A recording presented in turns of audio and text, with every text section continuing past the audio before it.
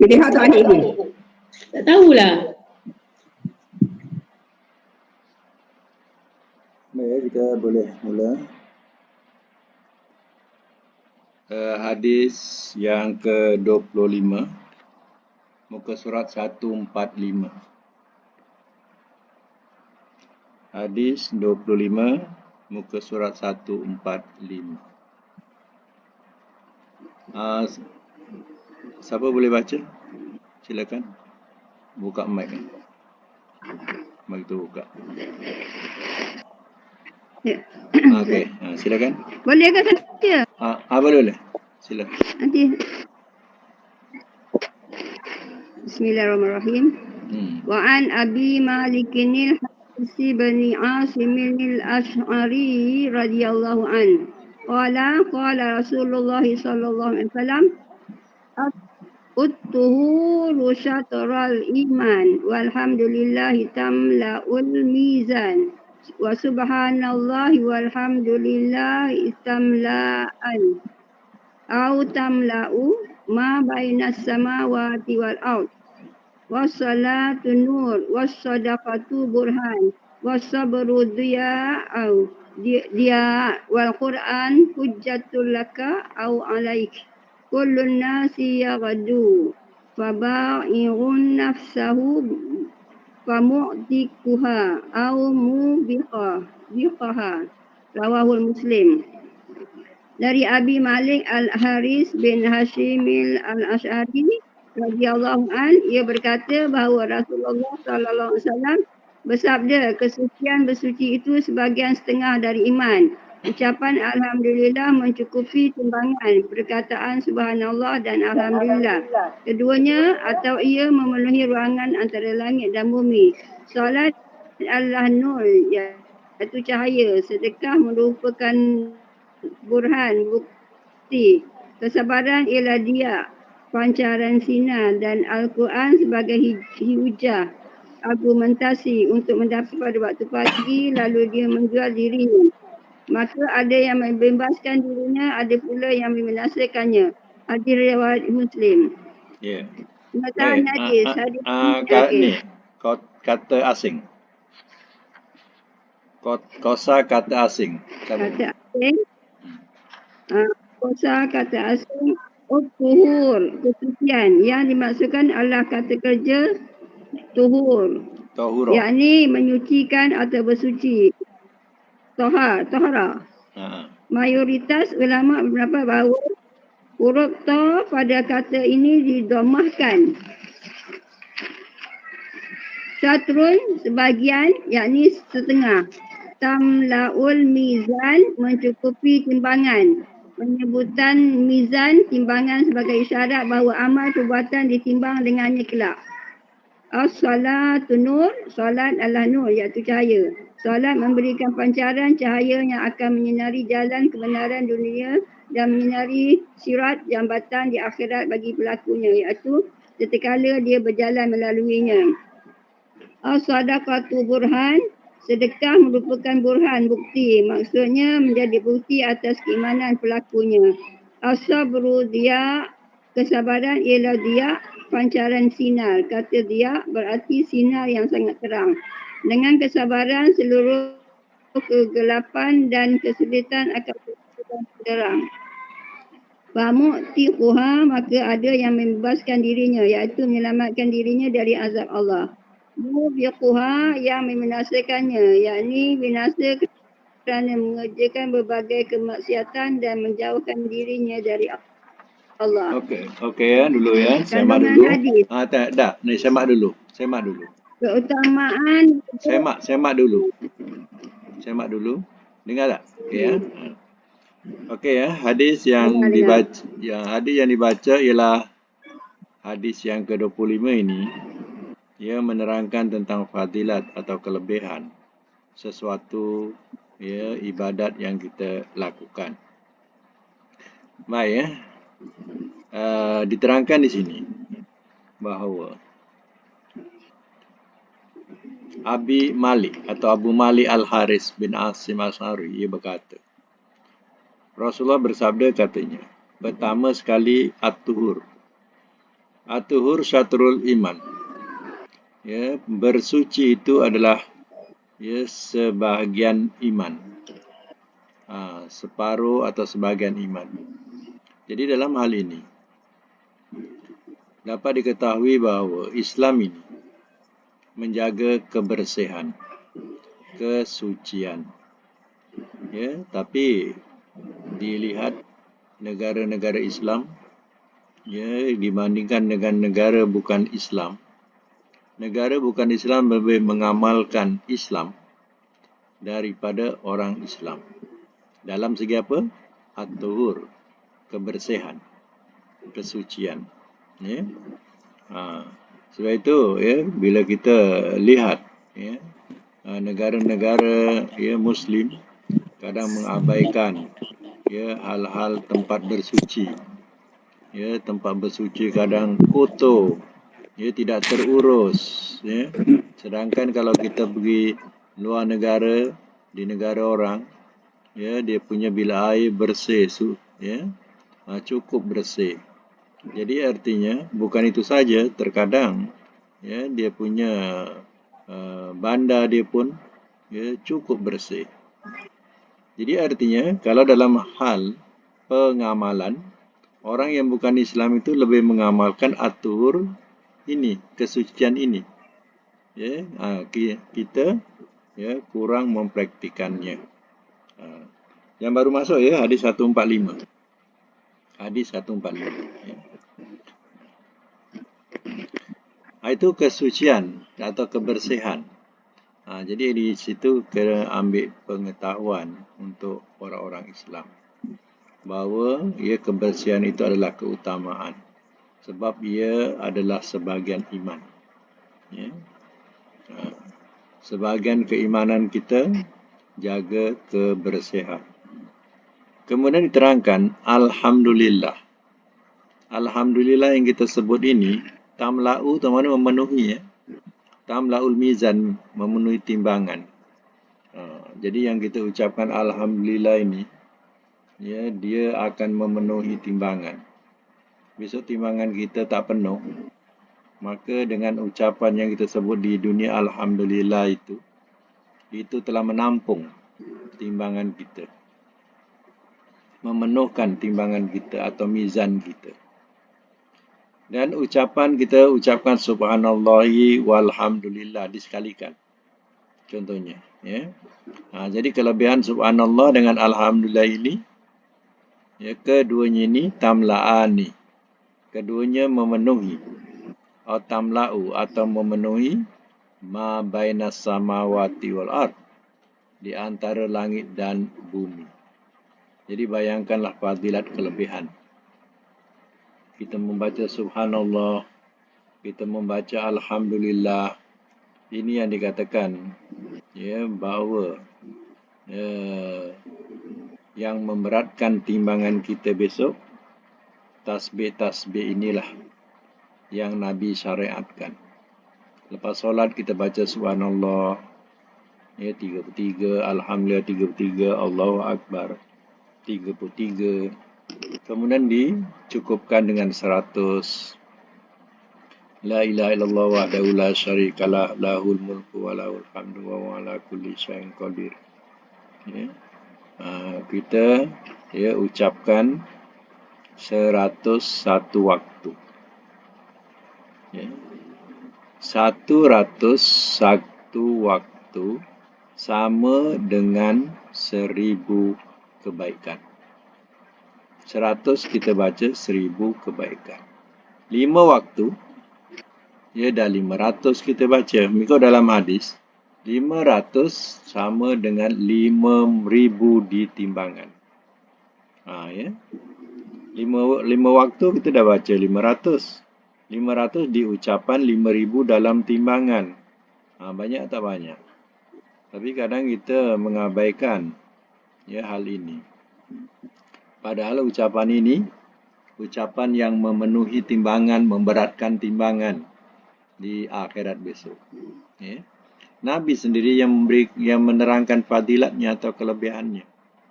Yang kita baca subhanallah, alhamdulillah, Allahu akbar. Ya. Semuanya 99 kali. Ya, ditambah dengan apa tadi? La ilaha illallah wahdahu la syarikalah, lahul mulku wa lahul hamdu wa huwa ala kulli syai'in qadir. Dah jadi 100. 100 di timbangan, 100 di ucapan, ya 1000 dalam timbangan. Ya. Kan besar tuh. Itu dikatakan kalau 5 waktu kita dah baca 500. Tak sedar kita telah menghimpunkan amal 5,000 dalam timbangan. Itu yang dikatakan, ia memenuhi ma bainas samawati wal ard. Memenuhi di antara langit dan bumi. Ya. Kalau boleh wirid-wirid yang Nabi ajar macam tu jangan tinggalkan. Ya. Sebab fadilatnya besar sangat. Ya. Wassalat nur, dan solat itu adalah cahaya. Maknanya kita melakukan solat ini adalah satu cahaya buat kita. Ia menerangi kita. Sebab itu orang solat dengan orang tak solat ada beza. Ya. Dia punya cahaya di muka ada nampak orang solat. Ya. Dan orang yang tidak solat tidak nampak keserian muka. Itulah kelebihan solat. Tapi bukan nur ya di muka saja, tapi ia menjadi cahaya juga. Ya pada perjalanan kita menuju ke jannah, ke surga. Was-sadaqatu burhan. Dan sedekah itu adalah ya, keterangan. Ya. Sedekah itu merupakan burhan atau bukti. Bukti apa? Bukti seorang yang beriman. Buktinya dia suka bersedekah. Ya, pastikan ya kalau nak tahu bukti seorang yang beriman, dia bermurah hati, dia suka bersedekah. Ini ya adalah di antara kelebihan atau ciri seorang itu beriman. Sebab itu sedekah itu sebagai bukti keimanan seseorang. Wassabar dan wassabru dia. Dan sabar, kesabaran yang ada pada kita itu adalah ya satu cahaya. Dia. Ya. Jadi kesabaran itu adalah ya, sinar atau cahaya. Macam contoh kalau dia ni diperumpamakan, kalau matahari dia mendatangkan cahaya, bulan menerima cahaya, itu makna dia. Jadi bulan menerima cahaya tu dia. Jadi orang yang sabar itu ya menerima cahaya ini, cahaya sinaran ini. Kemudian Al-Quran yang kita baca ini, Al-Quran yang kita baca sebagai hujatun laka au alaika. Sebagai hujah bagi engkau atau atas engkau. Mana Quran ini adalah satu ya, hujah buat kita menegakkan kebenaran. Ya, untuk kita atau ya, ke atas kita. Ya, dua-dua adalah sebagai hujah. Untuk mempertahankan diri dengan dalil Quran. Ya, maknanya buktinya Quran ada. Ya. Bila ada bukti Quran menyatakan demikian, ya tak boleh nak buat apa. Quran adalah tertinggi. Dia adalah ya sebagai hujah atau dalil kebenaran sesuatu perkara syariat. Kemudian diterangkan pada hadis yang akhir, kullun nasi ya gedu. Katanya tetap manusia dia berpagi-pagi. Artinya melalui pagi-pagi. Katanya pabai'un nafsahu. Ya lalu dia menjualkan dirinya. Pagi-pagi bangun dia dah menjualkan dirinya. Famu'tikuha au mubikuha, untuk memerdekakan dirinya atau untuk membinasakan dirinya. Jadi pagi-pagi dah bangun, Ya, kalau kita nawaitu kita elok, baik, ya, artinya itulah dikatakan muktikuha, kita telah memerdekakan diri kita atau membebaskan diri kita daripada azab Allah. Tapi sebaliknya ada juga manusia bangun pagi, ya, dah berdengki sana, berdengki sini. Itu artinya, ya, dia punya bangunnya menjualkan diri untuk membinasakan diri. Ya, membinasakan diri kerana bangun saja maksiat, bangun saja maksiat. Ya, pagi sampai petang, petang sampai malam memaksiati Allah. Jadi orang ini dikatakan sebagai membinasakan dirinya. Itu dikatakan oleh Nabi pagi-pagi, ya, manusia ada yang menjualkan dirinya untuk memerdekakan daripada azab Allah. Ya, ada yang membinasakan diri mengikuti hawa nafsu. Ya. Ini hadis, ya, mengenai tentang kelebihan atau fadilat. Baik, ya, kita teruskan. Kandungan hadis, sila sambung lagi. Kandungan hadis. Kandungan keutamaan wuduk dan Islam. Wuduk merupakan syarat sah salat yang berkedudukan seperti setengah dari iman. Meskipun kadarnya tidak harus benar-benar setengah. Amal perbuatan memiliki berat pada hari kiamat sehingga dapat memperberat atau memperingan mizan di timbangan amal manusia di akhirat. Sesungguhnya hadis ini menetapkan keberadaan mizan. Penjelasan tentang keutamaan zikir dan keagungan pahalanya kerana di dalamnya terdapat penyucian Allah dari segala sesuatu yang tidak layak baginya. Sekaligus memperlihatkan kebutuhan kepadanya melalui ucapan Alhamdulillah. Segala puji bagi Allah. Perintah memperbanyak solat sebab solat adalah cahaya yang menyinari jalan keselamatan bagi seorang Muslim dalam kehidupan ini. Selain itu, solat juga dapat mencegah pelakunya dari perbuatan besar. Menunjukkan kepada jalan yang benar serta mencegah dari kebinasaan merasuk ke hati dan menerangi anggota badan. Memperbanyak sedekah merupakan bukti kesungguhan dan keikhlasan seorang mukmin. Serta bukti yang menunjukkan kekuatannya dalam berpegang teguh pada syariat. Penjelasan mengenai keutamaan bersifat sabar yang sangat terpuji kerana pelakunya akan terus mendapat penerangan dan petunjuk. Al-Quran yang mulia dan As-Sunnah yang sahih, keduanya adalah sumber hukum-hukum syariat. Siapa saja yang berhukum dengan keduanya ketika berselisih serta menjadikan keduanya sebagai petunjuk, maka dua nas suci ini akan menjadi hujah baginya pada hari kiamat. Sebaliknya, siapa saja yang mencampakkan dan tidak mempedulikan keduanya, maka celalah dirinya sendiri kelak. Setiap orang harus memiliki pekerjaan atau kegiatan yang dilakukan setiap hari dan dia tidak boleh membiarkan dirinya menganggur. Orang yang memperoleh keberhasilan adalah orang yang menjual diri kepada Allah dengan melakukan ketaatan kepadanya. Sebab cara demikianlah yang dapat menyelamatkannya dari azab sekaligus menjadikannya beruntung. Adapun orang yang lemah adalah orang yang binasa dan membinasakan diri sendiri. Sedangkan dia selalu berangan-angan kepada Allah, iaitu tanpa beramal saleh.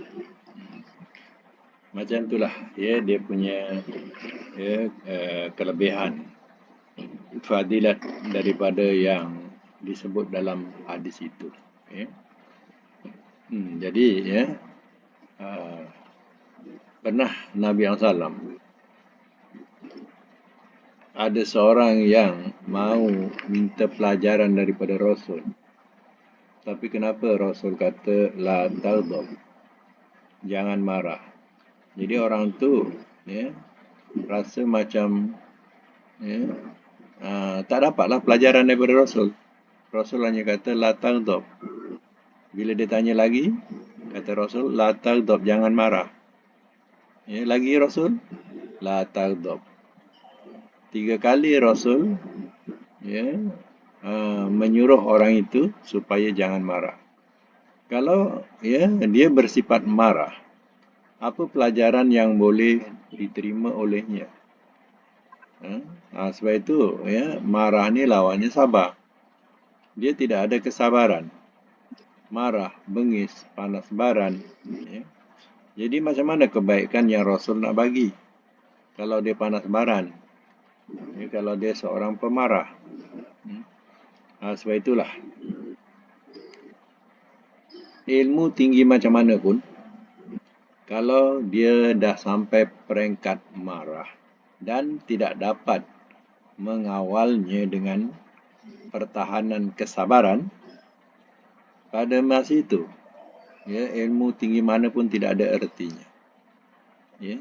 Dia akan melakukan sesuatu di luar kebiasaan. Maka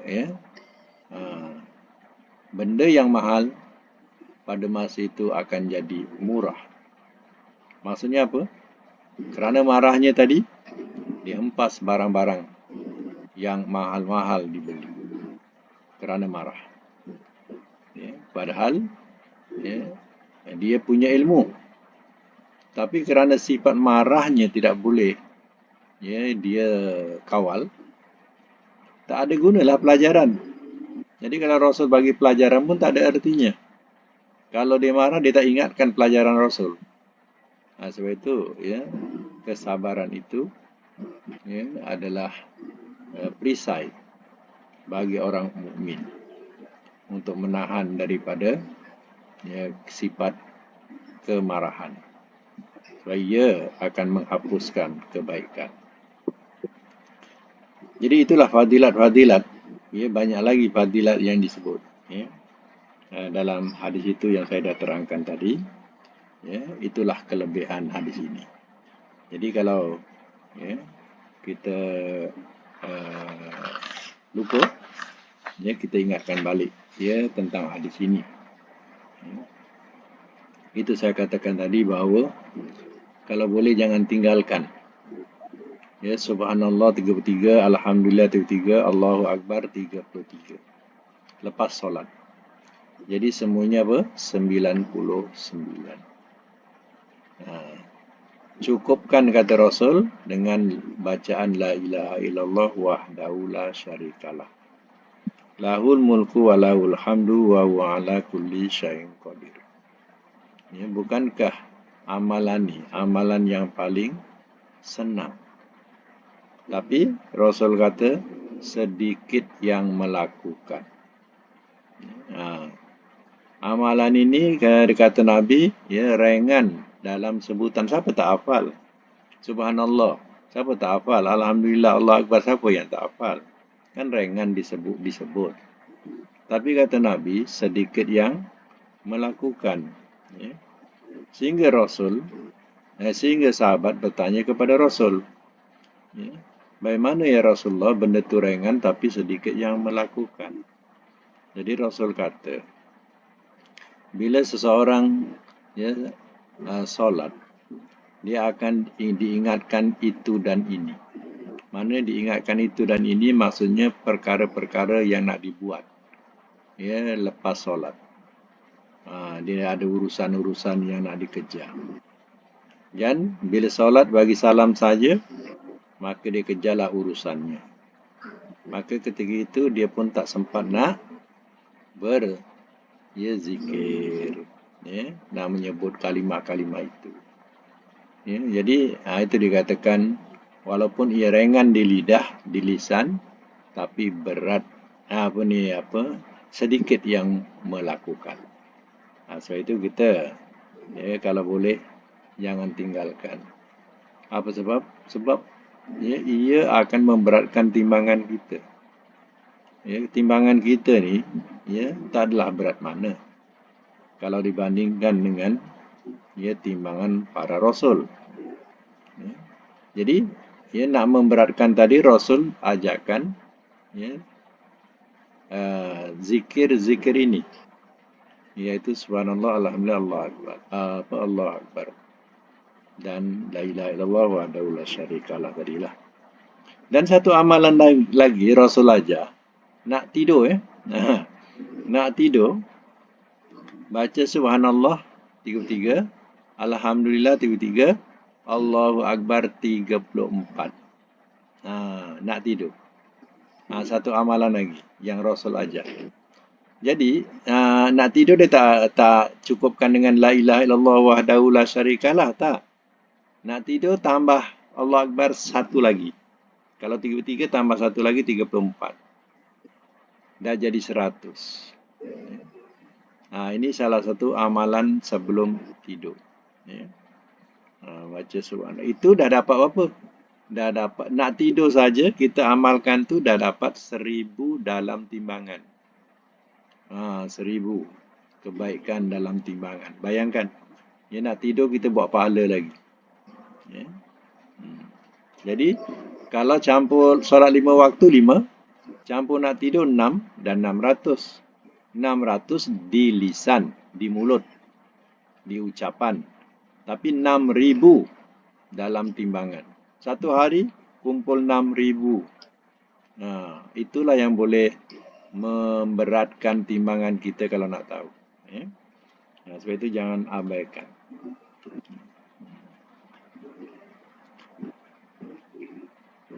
Baik, kita teruskan dengan hadis 26 pula.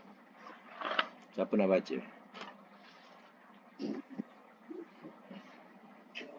Terus baca tak apalah. Seorang baca tak apa. Yang lain boleh semak. Teruskan aja. Wa'an Abi Sa'id Ustazah baca. Wa'an Abi Sa'id bin Sinan al-Khudri sallallahu alaihi wasallam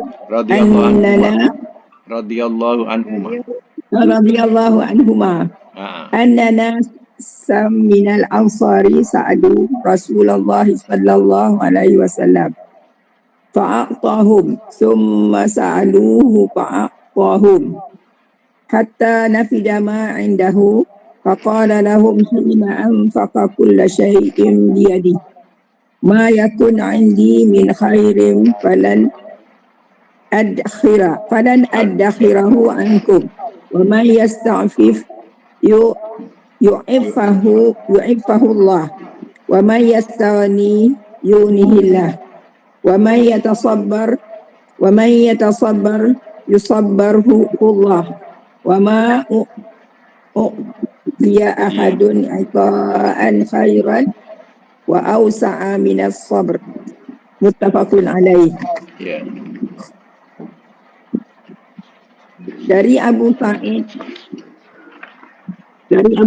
Sa'ad bin Sinan al-Khudri radhiyallahu anha bahawa suatu ketika beberapa orang dari kaum Ansar meminta sesuatu kepada Rasulullah sallallahu alaihi wasallam.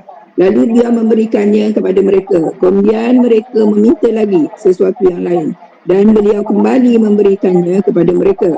Hal ini terus berlangsung hingga habislah apa yang ada pada beliau.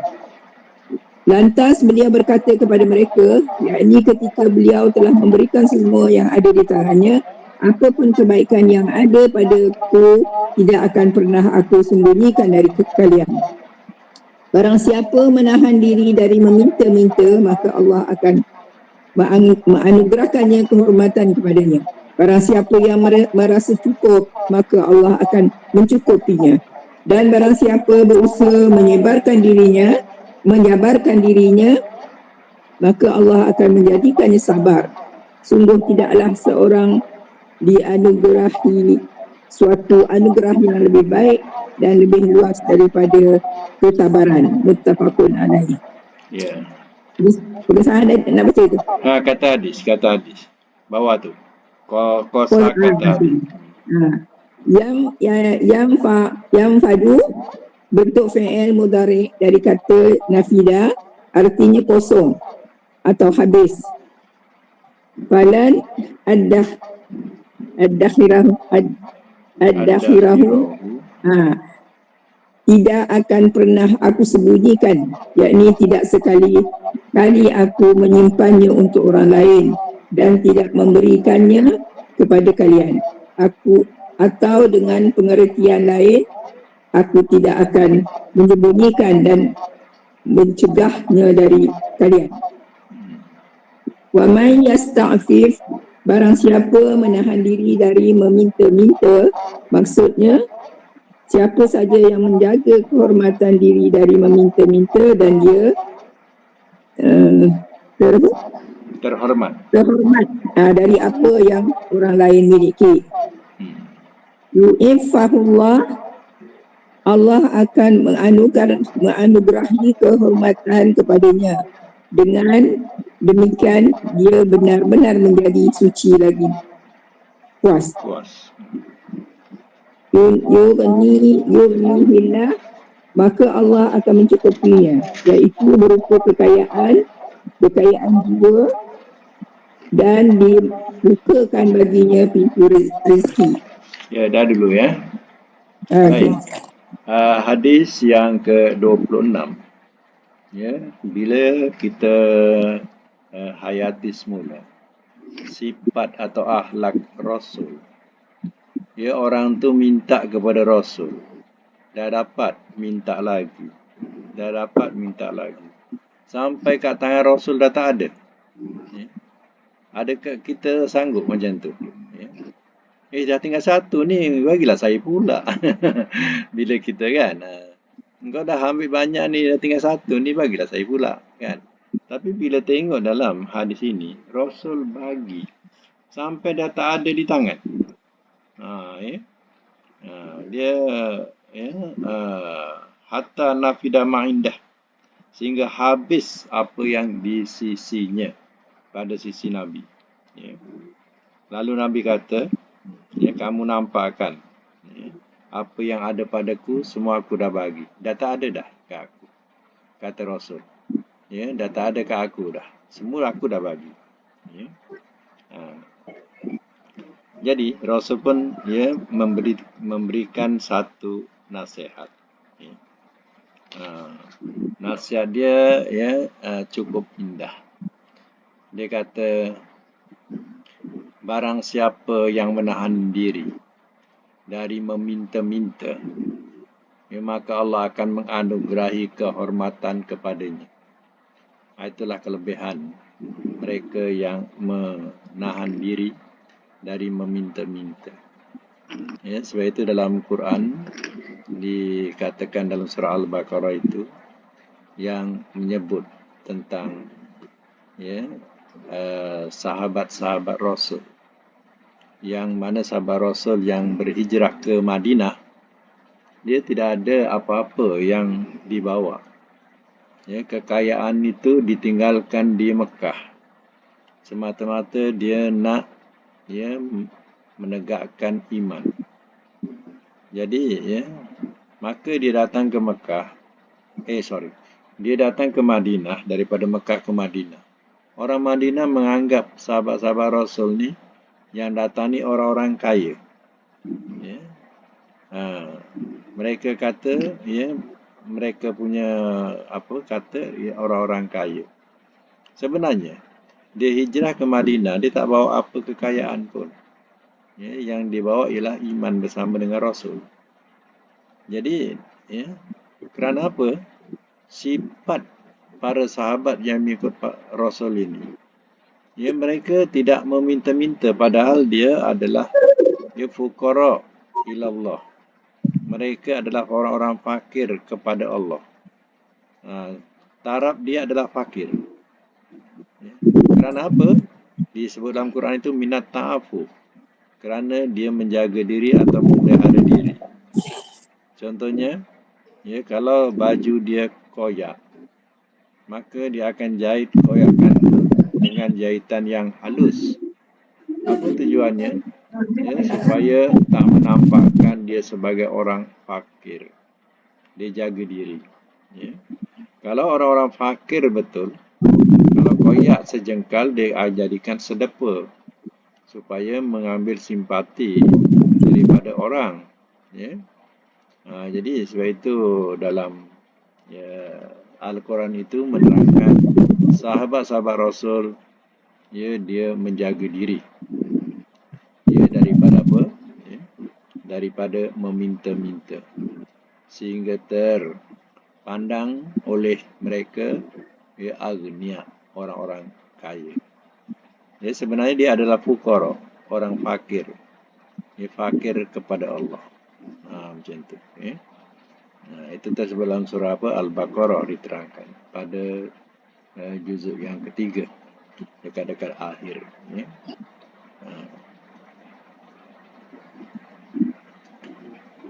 Sebab apa? Sebab dia sudah terkepung pada jalan Allah. Terkepung pada jalan Allah ni maksudnya ya dia sudah meletakkan dirinya untuk berdakwah ya di jalan Allah.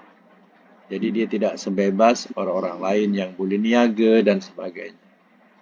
Ya, kalau dia sibuk dengan niaga, siapa yang nak menyampaikan agama? Jadi dengan itu dia telah dikatakan sebagai ukhsiru fi sabilillah, orang yang dikepung pada jalan Allah. Kemudian diterangkan lagi oleh Nabi kata, barang siapa yang merasa cukup, maka Allah akan mencukupinya.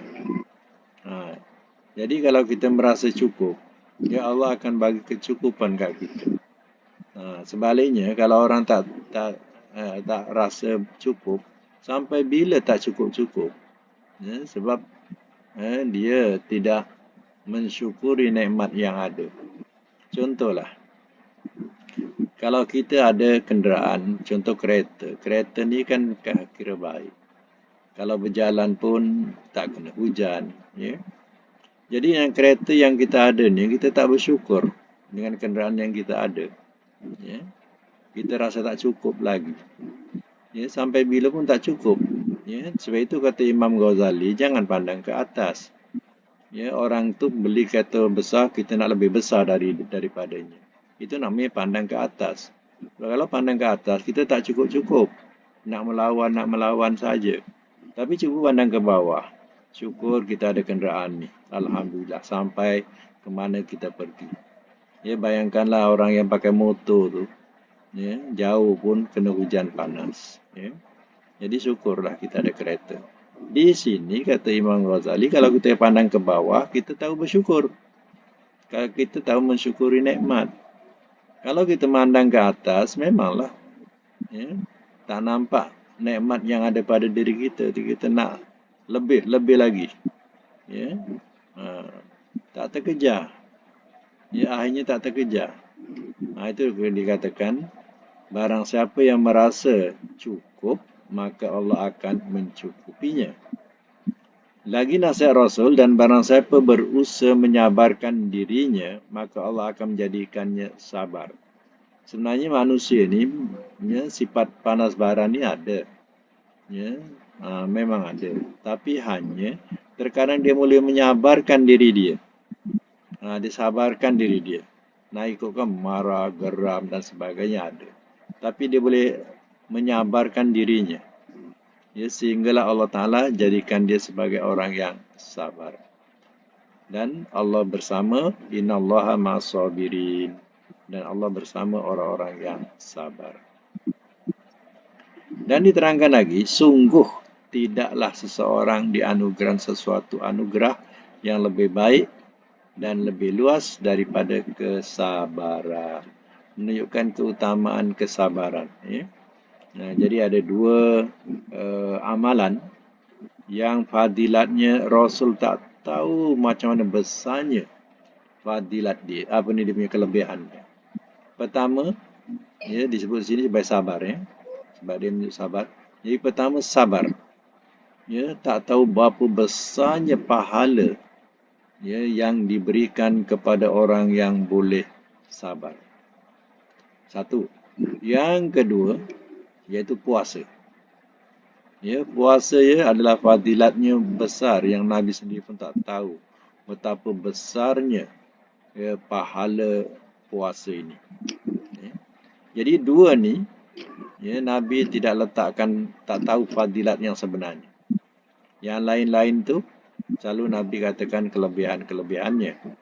Tapi dalam dua perkara ini, satu sabar, satu puasa. Dia punya fadilat, kelebihan, pahala ni tak tahu. macam mana besarnya Allah berikan. Ini kelebihan apa? Sabar. Satu lagi, puasa. Ya. Baik. Baca sambung teruskan kandungan hadis.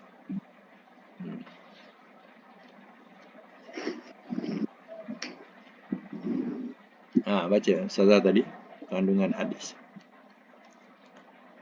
Muka surat 149. Teruskan. Tutup ya. Sorry. Sekejap. Tadi dia ada bunyi bising. Okey. Okey. Okey. Kedermawaan dan kemuliaan akhlak Nabi SAW yang dijadikan sebagai sifat atau tabiat yang melekat pada diri beliau. Kekayaan tidak dinilai berdasarkan kebanyakan barang berharga yang dimiliki, tetapi kekayaan yang sejati adalah kaya jiwa. Anjuran untuk selalu merasa puas dan menjaga kehormatan diri. Kemuliaan akhlak dan ketinggian sifat seperti itu dapat diperolehi dengan mengarahkan dan menjadikan jiwa cenderung kepadanya. Inilah bukti yang menunjukkan kemuliaan akhlak bisa digapai. Boleh memberi kepada orang yang meminta 2 kali, tidak mengapa meminta maaf dan tidak memberi apa-apa kepada orang yang meminta-minta. Diperbolehkan meminta-minta jika dalam keadaan terpaksa dan tidak ada jalan lain kerana kebutuhan. Tetapi meninggalkannya dan bersabar adalah lebih baik. Hingga Allah Subhanahu Wa Taala memberikan jalan keluar. Ya. Okey, saya masuk dulu ya. Ini maknanya dia punya kelebihan ataupun fadilat daripada sifat-sifat yang ada disebut dalam hadis itu. Jadi dalam hal ini, kalau orang tu dermawan, orang tu mempunyai sifat kedermawaan dan ketinggian akhlak, itu adalah sifat Nabi, tabiat diri Nabi. Jadi kalau seseorang yang tak ada sifat kedermawaan dan tidak ada ketinggian atau kemuliaan akhlak, artinya macam mana dia jadi umat Rasul, sedangkan Rasul punya sifat ini, kedermawaan dan kemuliaan. Yang kedua, diterangkan bahawa kekayaan kalau nak tahu dinilai oleh orang bukan pada kekayaan, tetapi dinilai pada kaya jiwa. Kalau dia mempunyai harta mewah sekalipun, tapi jiwanya, peribadinya tidak disenangi oleh orang keliling, tak ada artinya. Orang keliling bukan nak mengharapkan kekayaan dia, tak pandang pun kekayaan dia. Dia megah dengan kekayaan, tapi jiwa ataupun perangainya jahat, busuk, sentiasa merendahkan orang-orang miskin. Jadi tidak ada artinya lah kekayaan itu. Orang tidak akan nilai. Tapi kalau si kaya itu pemurah, si kaya itu baik, dia rajin bersedekah, sampai disebut, sehingga orang-orang yang miskin merasa kehilangan kalau seandainya orang kaya itu tak ada. Apalagi dia pergi untuk menghadap Ilahi, orang-orang miskin ini akan menangis kehilangannya. Sebab apa? Sebab jiwa dia baik. Jiwa dia merendah diri. Jadi dia tidak sombong. Ada satu kisah yang siapa pergi ke Aceh, kapal yang duduk di atas rumah. Bukan di lapangan, yang atas rumah tu dikekalkan sampai sekarang. Mengikut ceritanya bahawa Ya, orang tuan punya rumah ni, ya cukup mulia orangnya. Ya, dia suka bersedekah, dia suka tolong orang-orang keliling situ. Ya, terjadinya tsunami itu, kapal tu benar-benar ke atas rumah dia 2 tingkat. Ya, betul-betul duduk atas rumah dia. Ya. Dan kerajaan Indonesia beli rumah dia sebab nak kekalkan kapal tu supaya ya dia beli rumah dia tu ya untuk kekalkan kapal tu ada kat situ. Ya.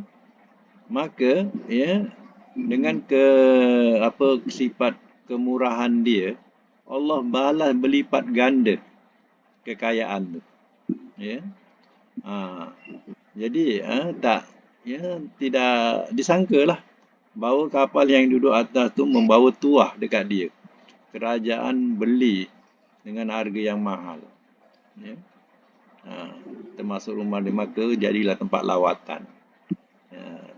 Yang kapal tu dikekalkan kat situ jadi tempat lawatan. Jadi macam itulah kadang ya rezeki yang tidak disangka, kemuliaan seseorang. Lagi dianjurkan supaya kita rasa puas ya. Ni susah ni kalau kita tak rasa puas. Tu macam tak cukup ya. Kita tak rasa puas. Kalau kita rasa puas, rasa tenang hati kita. Tapi kalau kita tak rasa puas, itulah kita gelisah ya, sakit otak kita ya. Dan begitu juga dengan hal-hal yang lain ya, kemuliaan akhlak, ketinggian sifat yang baik. Semua ini adalah bukti sebagai jiwa mukmin. Dan diterangkan juga bahawa ya, seseorang tu boleh meminta dia sampai 2 kali. Contohnya dia minta sekali, kemudian boleh tak tambah lagi. Ya, dia rasa macam tak cukup, mungkin dia nak bagi anak-anak dia, ya, dia rasa tak cukup, boleh tak tambah lagi. Jadi tak salah.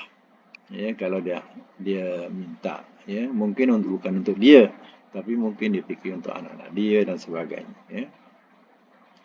Dan begitu juga hal-hal yang berkaitan dengan perkara maaf. Ya. Perkara maaf ni walaupun kita tidak dapat memberi, dalam Quran dikatakan sebagai satu sifat mulia, iaitu mereka tak dapat memberi apa yang dia nak. Jadi dia minta maaf lah, saya tak dapat tolong.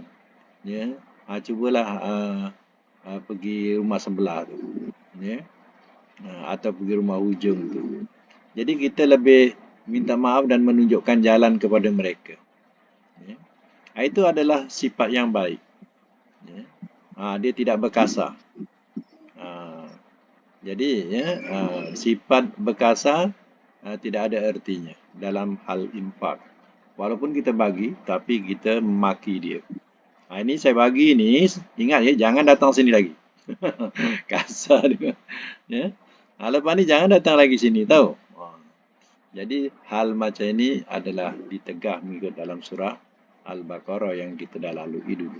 Ya. Iaitu mereka berinfak ya, dengan mana dan azab. Ya, dengan ungkitan dan gangguan. Tak ada pahala buat kita. Dan begitu juga diterangkan bahawa ya, kita diperbolehkan meminta-minta kalau terdesak. Ya, terpaksa meminta. Maka tidak ada salahnya ya, kita meminta. Tapi kalau ya, kita segan nak meminta, ya, kita bersabar dan ya, berserah pada Allah. Mudah-mudahan ada jalan keluar. Ya, itu pun ya, baik juga. Ya. Jadi ya, akan datang kita boleh sambung lagi hadis yang ke 27 insya-Allah ya. Jadi mudah-mudahan dia kita dapat manfaat daripada kelas hari ini untuk ya ganti ya pada 2,5. Sebab 2,5 ni dia tak dapat ada hal 2,5 ni. Jadi kita buatlah pada pukul 12 ni. Jadi insya-Allah yang tak dapat hadir boleh ada rakaman insya-Allah. Okey, itu saja untuk hari ini. Jika kita sudahi dengan doa, sadaqallahul azim wa sadaqa rasulul karim.